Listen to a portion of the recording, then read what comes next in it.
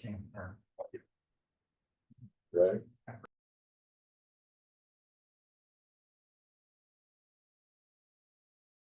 All right, Now we are. I'm going to call this meeting to order. And it is my intention to leave this meeting by at least 10 minutes before 6, maybe longer, because I have to do something over in the auditorium for the elections folks. So if we're still ongoing, I will pass the gavel to our worthy vice chair. Although I am optimistic we will not be continuing our business by that point in time. So I observe that we have a quorum. We are missing Mr. Pruitt, who called to let us know he was not going to be available. He was traveling. And would ask if there's any changes to the agenda. Anybody? Seeing none, take the agenda as approved. Does anyone have any announcements they'd like to make? No announcements? Then we'll turn to the public to see if there's any comment. No comment from the public? Look, I feel like I was commented on. The consent agenda, everyone hopefully has had a chance to review that. That's on the other side of your agenda. I will note it is unchanged from our last meeting. We have not had any further invoices from Firefly, and as we noted, Brightspeed's invoicing is over. in case I have her here. Is there a motion with regard? So moved. Very good. All those in favor say aye. Aye. The opposed? Hearing none. Approval of the September meeting minutes, correct? Or no, you did May. June and September, June and yes, I September. did May. So June and September. We could do May for a third Again? time. Feel like it's fully approved. Yeah, I think Did you give any significant feedback on the minutes you distributed? just Walden has a very detailed. Yes, my comment was, I really did read it, I just didn't see anything wrong. Thank you. But I know it can be frustrating to ask for feedback and nobody says anything, and especially I if didn't nobody. look at it. Okay. Would you like to make a motion then with regard to? Sure. I'll move for approval. All those in favor? Aye. Any opposed? Hearing none. Those minutes are approved for June and September. Old business, body 2021. We get out the stake. We're trying to drive it through its heart, but we're not quite there yet. We are making heavy inroads. We are now scheduled for final financial review for December 9th. This will be a 3-day virtual affair where DHCD's accountants will go over all of the records that we will have submitted by then, including financial records as well as performance records. We have, to the best of our knowledge, all of the financial records that we need to complete this. We are waiting from Brightspeed an acknowledgement that this is the date that they need to be available to respond to any requests of the accountant, as well as updated speed tests there to give us speed tests from immediately following construction, 6 months and a year. Believe it or not, we are fully 18 months past when construction ended, so they should be ready to give us this, but we're still waiting, and we have a little over a month. So here's hoping. Here's hoping indeed. Not that, are you thinking you're presenting or? Oh, I'm sorry. I'm not showing you guys the slides. I am We showing it have to the the hard public. copies. But But there's one more box that we have to check. No, thank you. It's kind of enjoying the seal myself. There we go.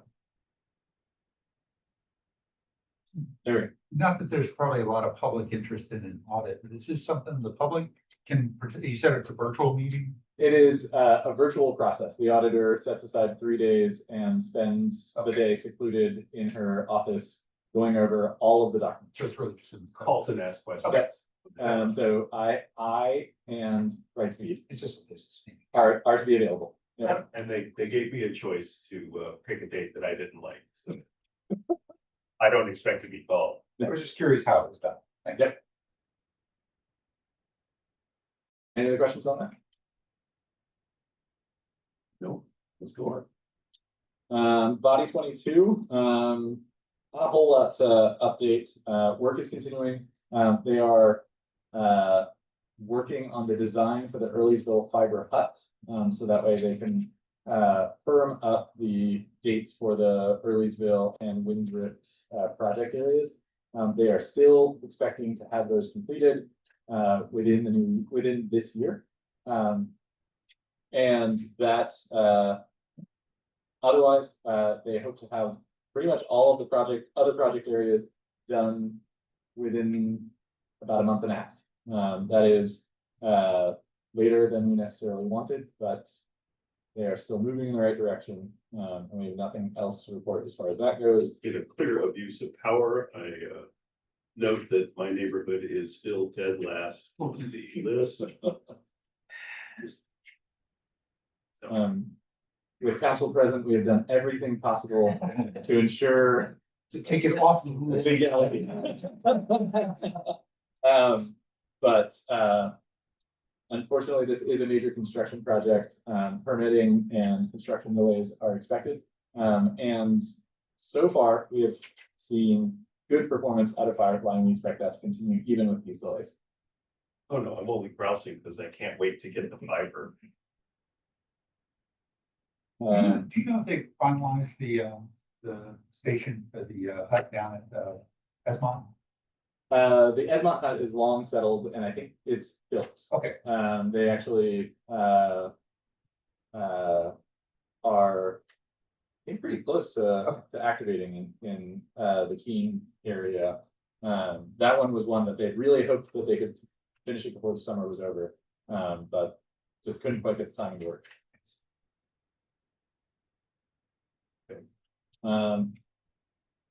Again, no invoices means no major updates, but Our data for these seem like a little stale.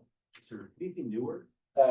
with the only time that we get local updates When we get is an up- when we get an invoice. And so we haven't had an invoice in a little while. I did reach out to TJPDC to inquire, and they said that one will be inbound soon. One highlight, I believe this is actually even more stale than it suggests, but I believe Dominion is very close to actually finishing all of their construction for their portion of the network, which still leaves Firefly's portion, but it means that the middle mile network is very nearly completed. And that is all on body 27. Any questions? Okay. For our BAAO report, I'm going to update you guys on speed. We're going to discuss briefly, hopefully, some issues that residents have brought to us regarding Brightspeed's private expansion of their network, as well as some concerns around Brightspeed's copper infrastructure.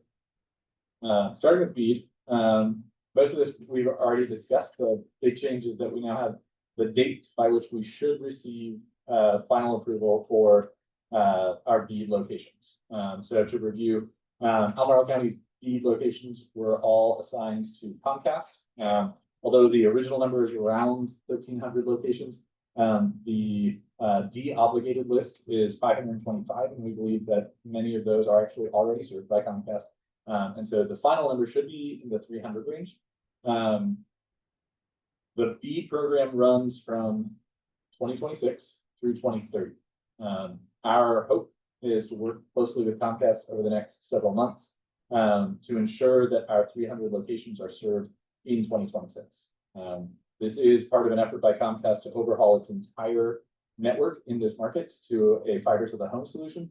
So that may come into play in terms of timing, but our goal is to expedite our locations, so that way they are not left to the latter portion of the project.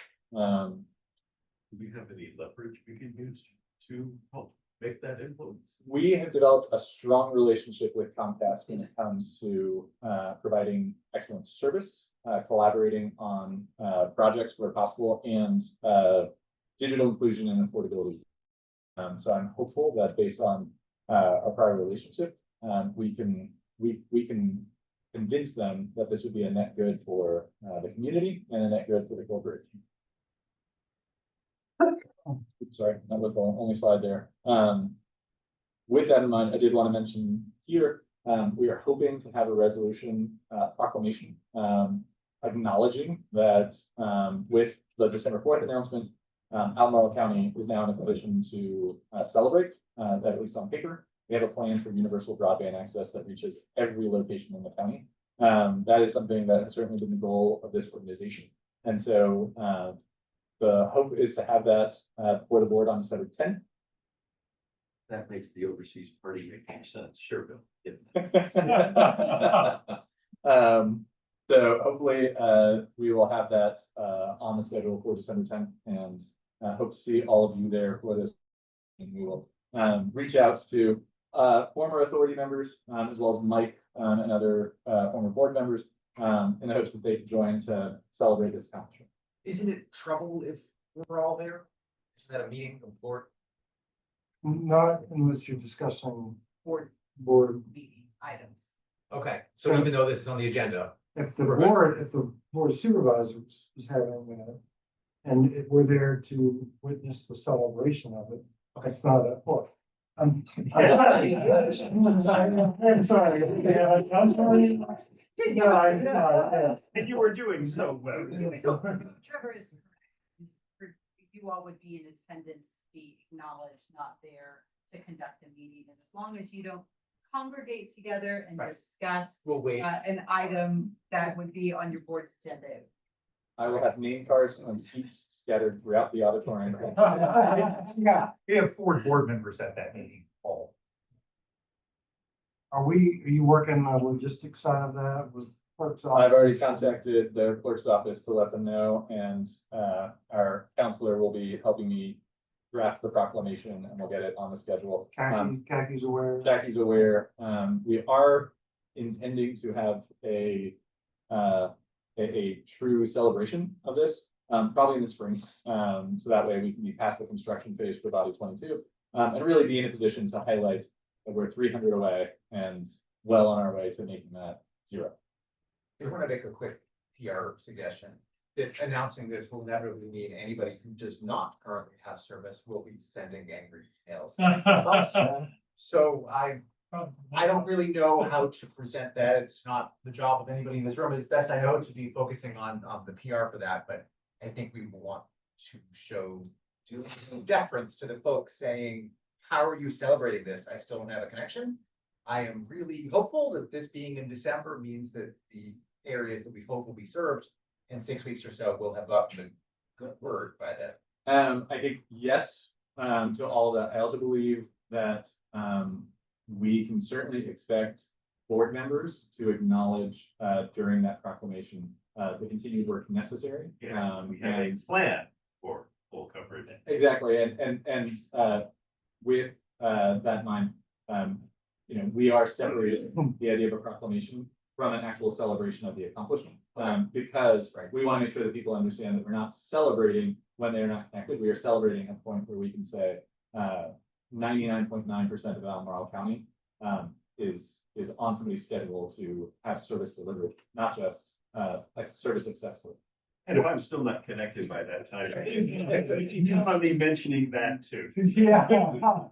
I'm remembering that it involved us standing somewhere in the southern end of the county with the, I think, since arrested member of the House of Delegates present for some sort of a broadband event that involved a small tent and refreshments. Could have been when, Lower School Road, it was, they were breaking ground on a hut.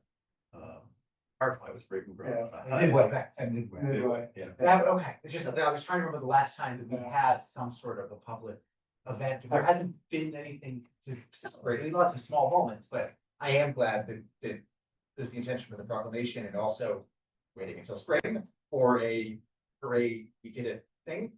Something that I suggest Chair would want to have at a future meeting is an explicit discussion of the board of at what point we want to say we're done. As a board, and we are no longer needed, it seems to me that might be connected to some sort of an event like that. I know we'd all hate to start throwing this salary, but, Yeah. We gotta look at the end of that road sometime. Yeah, okay. Don't talk. Anything further? before we get to the good stuff. Brightspeed. In April, we started to receive a number of complaints from several neighborhoods about Brightspeed work that was occurring outside of the right of way. I brought you guys a brief discussion about that at the time. Most of that was happening in the Mill Creek neighborhood. Over the summer, we heard additional concerns from Redfields as well as the Willoughby neighborhood, which is partially in the county. We brought those concerns to the attention of VDOT. They put suspension of all right-of-way permits for 30 days.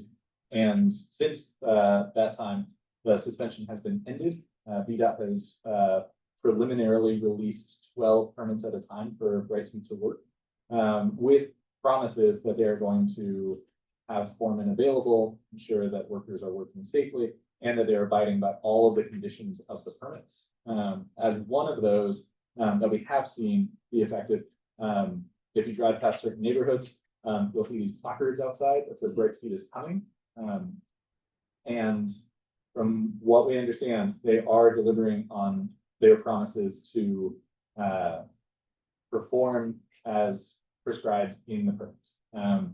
We did get some concerned calls from Mill Creek as one of the workers contacted one of the residents that had previously had concerns and let her know that they were going to be resuming work in the Mill Creek neighborhood. And when she asked when, he said, well, within probably 24, 48 hours, at which point she did point at the ground where there were no longer any markings and reminded him that markings are necessary before they begin. There's, that's actually what's on slide 2 is the Mill Creek discussion. At present, we're just going to keep in touch with both residents as well as with VDOT in case there are any issues that come up. But just wanted to keep you guys informed since we previously discussed the suspension of their permits. Thank you. Anything else? This is going to sound like something that came out of 2023's discussions over CenturyLink. We've received a number of complaints from residents throughout now the entire county, including Mallard Lake area, southern Albemarle, of Brightspeed failing to restore service in a reasonable timeframe. Brightspeed canceling trouble tickets without resolving the issue, Brightspeed resolving the issue and then immediately returning. This has been related to both DSL and POTS lines and include service interruptions, slow speeds, tech visits, a lot of the issues that we've previously seen. We had been provided an escalation pathway with Brightspeed. We found that to be insufficient and asked for more. And in particular, we wanted to get some sort of closed loop when issues were resolved. In this latest spate of these concerns, we brought in Chief Eggleston as well as Deputy Chief Felicia to discuss whether they had concerns about public safety, given that in a lot of these areas there is no cell coverage. So when your POTS line doesn't work, that is your access to public service. Included in your packet today was a flyer that we have drafted. We haven't released it yet. We're going to put together some edits to make it a little bit more accessible that give people options for what they can do when they try to call 911 and their line is not working. This is something that we brought before the State Corporation Commission, and they stated that they've actually been dealing with this on a statewide level. And so that was a little bit surprising. And when we brought our concerns to Brightspeed, they did not acknowledge what their technicians have been saying, which is that they will not be repairing copper infrastructure. What they stated is that they will continue to meet all Virginia code. This is certainly something that I had a number of concerns about. They have provided us a new escalations channel. This one has been a little bit more effective in both seeing impact, but also having somebody close the loop and reach back out to us to let us know if they've resolved the issue or whether they need more support to resolve the issue. And we're going to continue to provide these escalations. and to serve as resident advocates. I don't have a specific question of you all. I usually try to bring business before you all that we can take an action on. But I wanted to keep you guys informed that this is an ongoing issue, and we don't have a clear resolution. Waiting for Firefly, even with no further delays in construction, is still a fairly long time to get all of You've got these 6 months at least. all of these residents connected to the service. That's just the reality that when you put more than 1,000 residents that are scheduled to be connected, more than 2,500 residents are scheduled to be connected between now and then, it's going to take a while. And so that's one of the reasons that we put together this flyer, is to give people resources in the event that they find themselves in this situation. Two questions or question and comment. Good connection with Chief Eggleston, soon to be retired Chief Eggleston, and Emily Cleacha, Emergency Management. Have they connected into ECC? Have you connected into them? I met with Deputy Chief Felicia last week, and once she's going to when the interim ECC director has found their footing, she will connect with them to discuss this. We will also, one of the things that we want to add to that, to the back of that flyer, is the location of all of our schools, community centers, and other parks facilities that have Wi-Fi. And I want to also add the Scottsville town hall, which has publicly available Wi-Fi. And the last comment, which is kind of in jest, but so we put an asterisk at the bottom that says, when you do have internet, please go to acfirerescue.org. Yeah. Let them know that they can do that once they're on the public Wi-Fi. Yeah. Any questions, any comments on this? Concerning. Yeah, it's again concerning, and I wish it was surprising, but after our previous comments. Purchase, I can't say this is. I will note that in the past, the authority has sent comments to the State Corporation Commission on these sorts of issues. There is no current active docketed business that we can issue comments on. We have reached out, like I said, to the State Corporation Commission, and they have not invited a venue for comment. So I certainly feel like this is something to keep an eye on. I just don't know that there's an official channel that we can pursue. I will note, related or unrelated, the FCC has indicated a willingness to reintroduce the concept of de facto retirement of copper infrastructure. This is as opposed to de jure retirement, where they actually specify that they're retiring. In this instance, they would be allowed to just let the infrastructure cease functioning and move on without work. So that is business for the FCC that I believe may still be open to public comment. Some of y'all may remember the gnarly flooding that we had in Stony Point and in Crozet in the spring, particularly. Would remember the death of the child, say, because of that. In Northeast Albemarle, where I live, some of the copper infrastructure was just destroyed. Washed away. I assume big logs were pushed along and knocked it down. And it's been since April, and you still see the exposed wire, I forget the pedestal. Top of the pedestal has been removed and the wires are torn up and exposed. And I'm just amazed after 6 months. I guess amazed is the right word. I wish I felt amazed, but after 6 months, that's just still what it's like. But I think that is the physical manifestation of the neglect. And to expand on that, to point out fiber's resilience, a similar flooding at the same time frame in the Phrase Mill area. The image of the washed out road, that was published in the paper, if you look slightly to the left, you can actually see the fiber line still upright across that road that had been strung next to that road as everything was washing out. And Brightspeed was able to relocate that line, so that way those customers can stay online while that roadway was rebuilt. And in fairness, I forget if I mentioned this time, but in fairness, I should call up that my driveway being completely washed out, we had power was still intact, spread across the stream. My driveway goes across, but the fiber had been. The next day, a Brightspeed employee came out and spent hours tromping around my land with a big spool of fiber.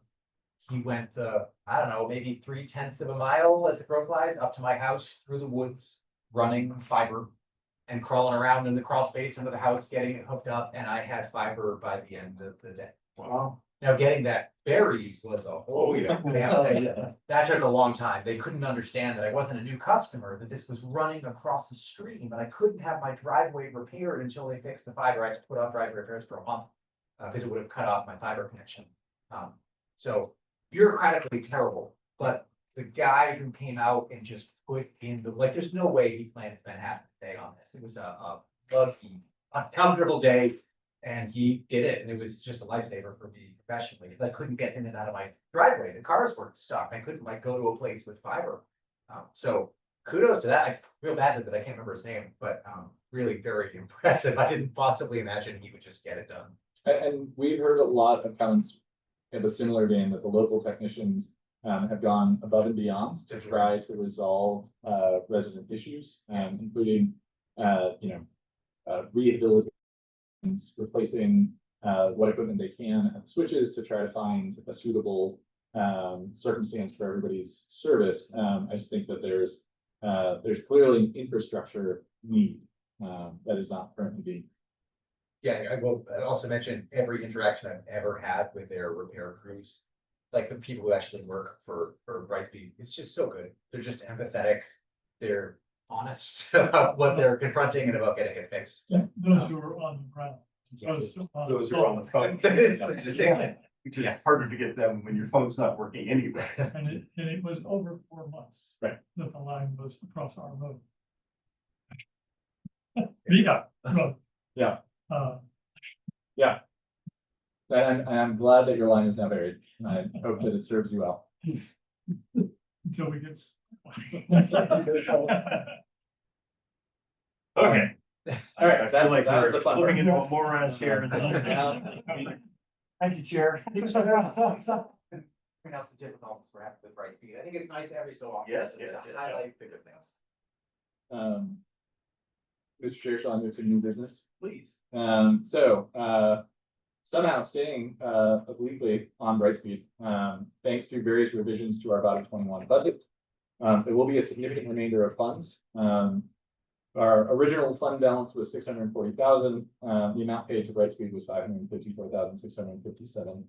And that leaves ABBA with a balance of 85,343 that is not reflected as a balance on your financial statement because it is still in that fund under that encumbrance. As we are closing out the fiscal year 25 books, OGA would like to do something with that. This is not a pressing matter. It can be placed in ABBA's 4,300 fund and dealt with later. It is just a fund account. But OGA asked that I bring it before the authority for discussion as to what ABBA would like to do with this office. And we will know more about where deed monies are going to be spent and where some of the need is after December 4th. Yes, Is that correct? we So- should know. It might serve us well to know this and think about what we might do when we have a little more knowledge. How we might choose to direct that. Can you clarify the UGA request is so that it is a more accessible fund for then broadband authority to direct its use, or are they trying to collect, is it trying to be recovered back in the funds? The request is certainly not one to use the popular term of the time, rescind these funds. Rather, it is, I think, just part of closing out, because this financially, this was a fiscal year 25. So closing out that account and Right. appropriation line to a Exactly. more appropriate location for the authority. I'm sorry, I only really know federal and state level funding, so I don't know that I have the right vocabulary for this, but. Is the idea that the funding, that it will. That it needs to be obligated within a particular period of time, that if we fail to obligate it, so this is what we call federal funding, no year money. So in 2020, the Board of Supervisors appropriated $640,000 to ABBA to spend towards this project. There's no time limit on that. However, the encumbrance that was made is being closed out. And so with that in mind, OGA is just looking at what the authority would like to do. It sounds like the message to OGA would be, and the request from ABBA would be to put it into its general fund, into the ABBA general fund, which is the code 4300 for later decision. And just to clarify, I think having a big offshore party is out of the question. I mean, correct me if I'm wrong. Seem to pass the sniff test. One thought here, the remaining 300 odd households. Beyond that, what are the outliers that we're aware of that scattered across the county that have been difficult to serve because they're in edge areas, et cetera? We have, so Lots of those? between the body 22 work and the ARPA grant, there is not a single location that is known that is not currently on a list aside from the feed locations. There is a possibility based on difficulty acquiring easements and potential unknown access issues that some locations in body 22 or ARPA or B that are particularly hard to reach may need special attention. Of course, those difficulties are likely to persist. And the $85,000 is not likely to make an impact on those particular types of locations. And here we're talking about what may be a handful of locations that are along a ridge a mile from the nearest Dominion service line. The outstanding question is, are those locations lacking in internet? Right. Any private expansion to a residence wouldn't actually fall on our list because it wouldn't be shown as served by an ISP. So if somebody had a business line, for instance, that wouldn't show up. So I don't know of any location right now that I could point to and say, like, this location could use some help. Okay, this is the one concern that I have is that if we turn up such, we have to have some end date by which, sorry, if you don't know about you by now, can't help you. We might want to establish something like a grant program for satellite internet, just to be like, we will cover the cost of your base station installation, whatever the antenna thing. Something like that to ensure that those folks Have some option. have something. And although I don't think I've been shy about my feelings about aspects of Starlink, at that level of density, sure, fine. Right. That seems helpful, but I don't know, we don't know what we don't. Channeling Donald Rumsfeld here, these are the unknown unknown. Like, I don't know what point we would declare, we haven't founded any of these or very many of these, so we're good. But in the spirit of universal access, I am interested in the question of, it's not gonna be $85,000. Yeah. But do we want to have any fund to draw on for a period of X month? Part of the announcement. Say part of the announcement is let us know, but people don't know. They would not understand. I think if they would say, I don't have internet access, therefore I can't get it, which would.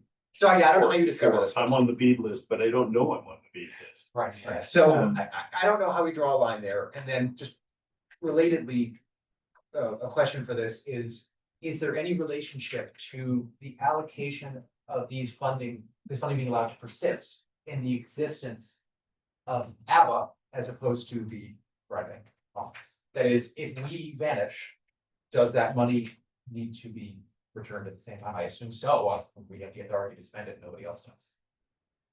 There's a lot of questions. Sorry. Yes.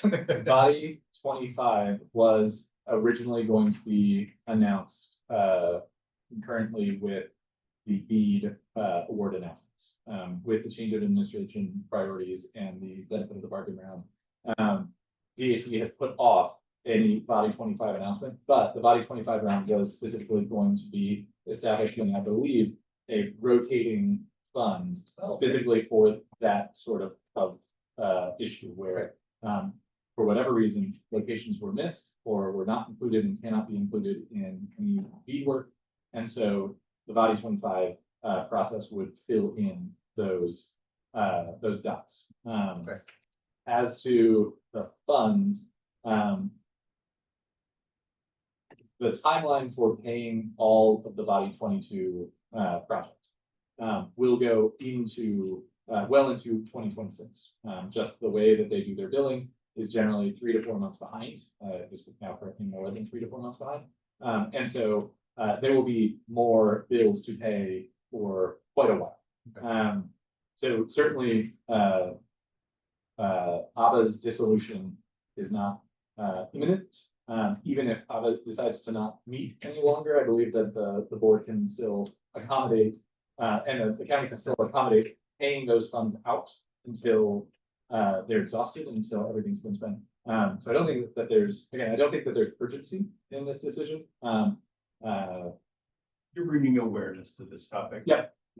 Just so that way everybody's aware that there will be $85,000. If the board would like to move to that effect, I can ask OGA to go ahead and put the money in the 4,300 funds. That way it's just generally available for when ABBA wants to make a decision. We need to do a motion, we can do a motion, but I think that we should close out that project that is appropriate for that project. And so that funding should be reconciled and moved into then an available line item that broadband can then access.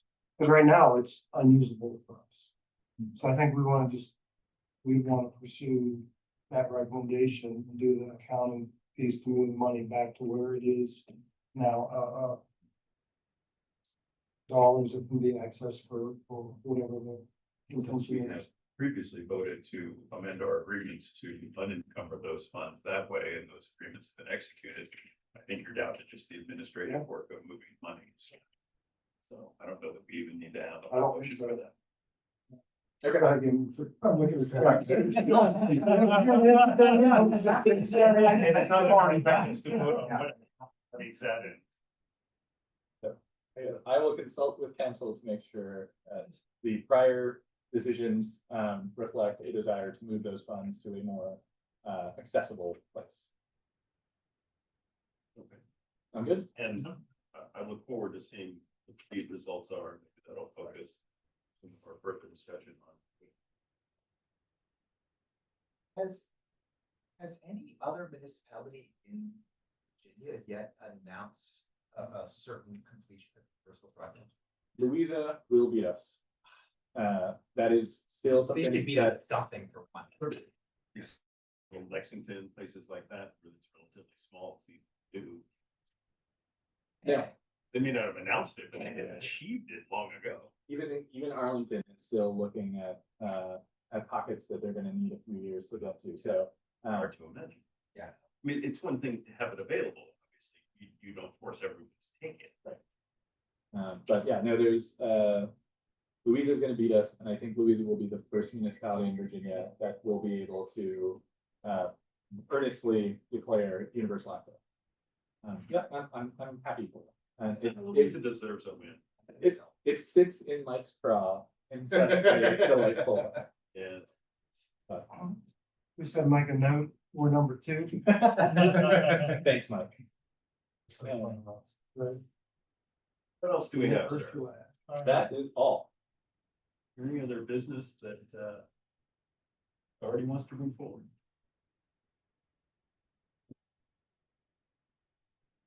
Perhaps we should adjourn. All those in favor, say aye. Aye. Any opposed? Hearing none? Thank you all very much. Jason, thanks for getting all that material together for us. 9 minutes early for your meeting. but Anytime. good job. I knew I could count on you all. I woke up at 4:40 this morning.